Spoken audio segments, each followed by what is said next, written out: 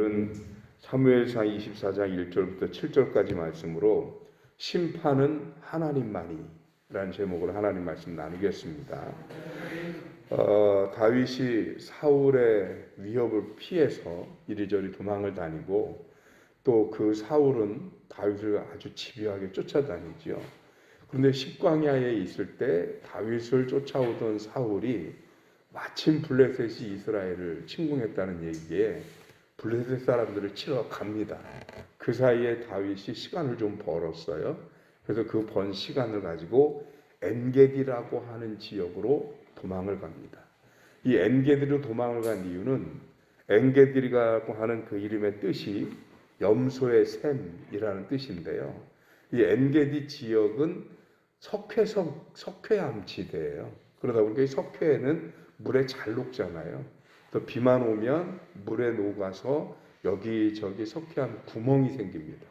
그러다 보니까 천연 동굴이 많이 만들어지고요. 그런가 하면 그렇게 여기저기 파인 웅덩이에 물이 고이기도 합니다.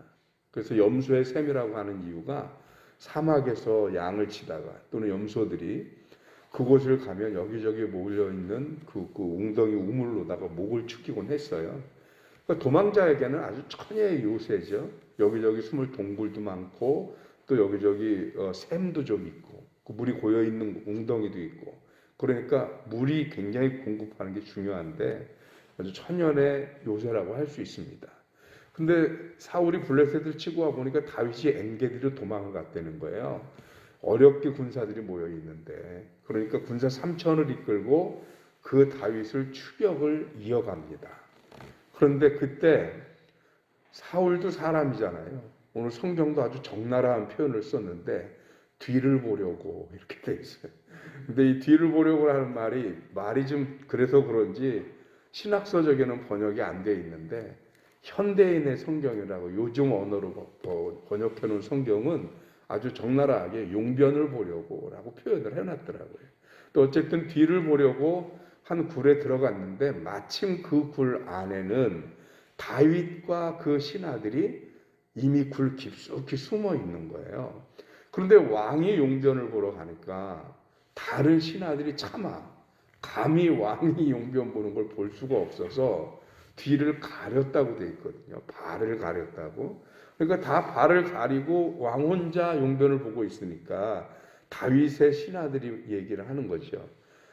다윗이여, 이거는 아주 절호의 기회입니다. 하나님이 주신 기회입니다.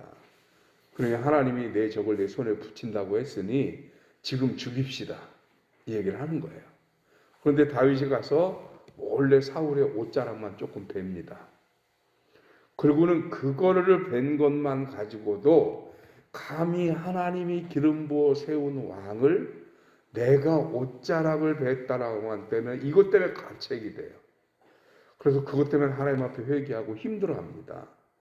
그러니 다른 신하들이 그 사울의 옷자락만 베고도 하나님의 기름 부음 받은 왕을 자기 손으로 건드렸다는 것 때문에 이렇게 가책을 느끼는데 다른 신하들이 어떻게 사울을 죽여요? 못 죽이죠. 이로써 다윗은 신하들이 하나님 앞에 죄를 짓는 것을 예방했습니다. 뿐만 아니라 다윗은 아주 중요한 얘기를 하는 거죠. 그 얘기가 뭐냐?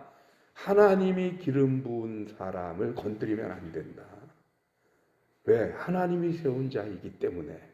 여기까지 설교하면 많은 성도들이 오해를 해요. 목사한테 대들지 말라는 얘기구나. 근데 여러분, 목사와 임금만 하나님이 세웠어요? 다윗은 하나님이 안 세웠어요? 다윗도 하나님이 세운 거 맞죠? 여러분들은요? 여러분들의 직분 교회에서 줬으니 사람이 세운 것 같아요? 여러분도 하나님이 세운 직분자들 맞으시잖아요. 하나님이 세운 성도 맞으시잖아요. 그러면 하나님이 세운 성도, 하나님이 세운 직분자, 사람이 건드리면 안 되는 겁니다. 사람이 판단하고, 사람이 정죄하고, 사람이 심판하고, 그러면 안 돼요. 사람은 사람을 심판해서는 안 됩니다. 하나님이 아니기 때문에 그렇기도 하지만 사람이라는 존재 자체가 불완전합니다. 우리가 누군가를 심판하고 정죄하려면 내가 절대적인 중립을 가질 수 있어야 돼요. 근데 사람이 절대적인 중립을 갖습니까? 그렇지 않죠. 정치권에 아주 유명한 말이 내로남불이잖아요. 내가 하면 로만스, 남이 하면 불륜. 왜 그러냐? 기준이 항상 자기 편하게 작동하기 때문에 그래요. 이 내로남불을 서로 정당이 바뀔 때마다 상대방에게 서로 해야 됩니다. 당신이 하는 건 괜찮고 우리가 하면 안 됩니까? 그러다 정권 바뀌면 어떻게 해요? 똑같은 말도 서로 합니다. 왜? 사람은 팔이 안으로 굽기 마련이에요. 여러분 남의 집 자식을 판단하는 그 기준으로 내 집 자식을 판단합니까? 남의 집 자식을 정죄하는 그 기준으로 내 자식을 정죄합니까? 그래도 옛날 어른들이 뭐라고 그래요? 남의 자식 욕하지 마라. 내 자식 어디 가서 뭔 짓 하는지 나도 모른다. 왜? 나는요, 내 자식이나 나한테는 똑같은 기준을 적용을 못한다고요. 쉽게 말하면 사람은 절대적인 중립을 지킬 수가 없어요. 절대적으로 공정할 수가 없어요. 이 공의를 가질 수가 없어요.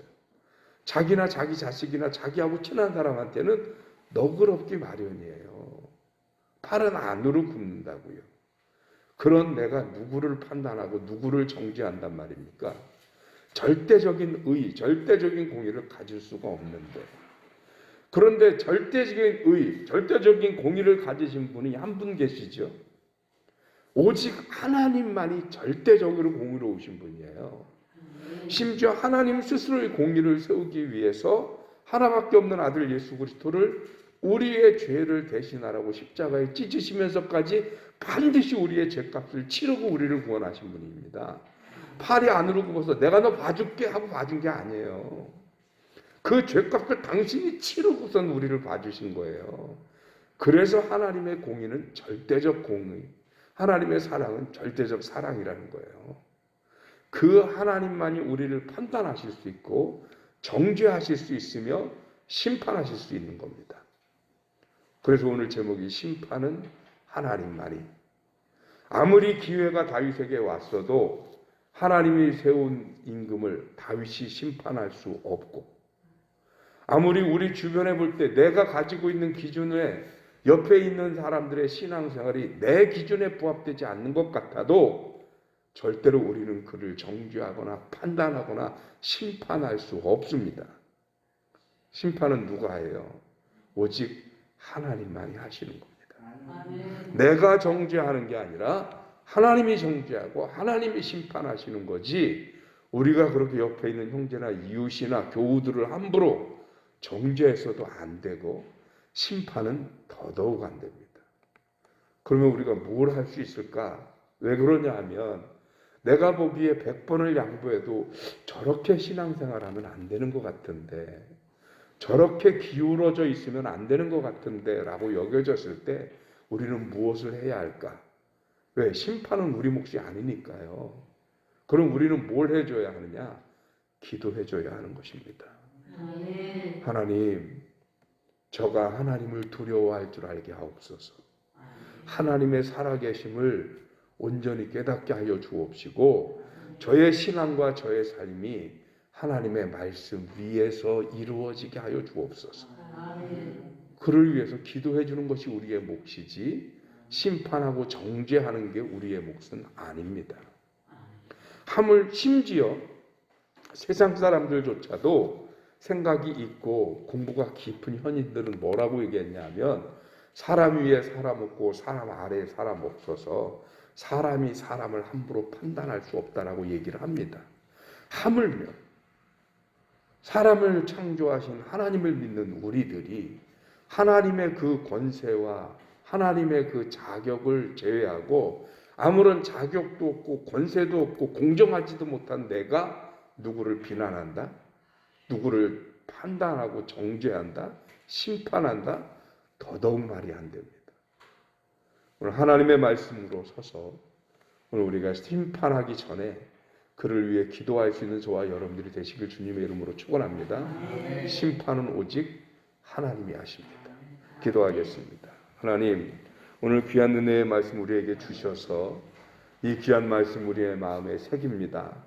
우리는 너무나 쉽게 누군가를 판단하고 정죄하기도 하며 심판까지 할 때가 얼마나 많은지 모릅니다.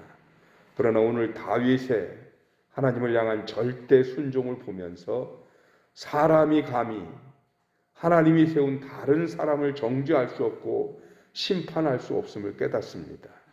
오늘 우리가 옆에 있는 형제와 자매와 교우와 이웃들을 판단하고 정죄하기 전에 먼저 그들을 위해 기도할 수 있는 하나님의 사람이 되게 하여 주옵소서. 그들이 잘 되고 못 되고 옳고 그르고는 내 몫이 아니라 하나님의 몫인 줄 믿습니다.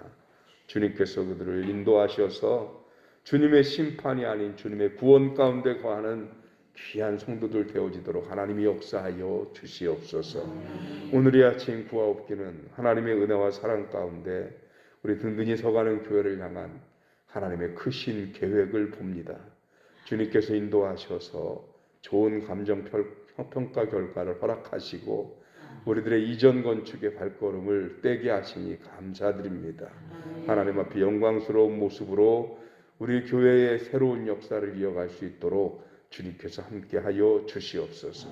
이를 위해 온 교회가 서로 기도하고 노력하고 마음을 합해서 선한 뜻을 이루어가는 몸된 제단이 되어지도록 주님 인도하실 줄 믿사오고 우리 주님 예수 그리스도 이름으로 기도하옵나이다. 아멘.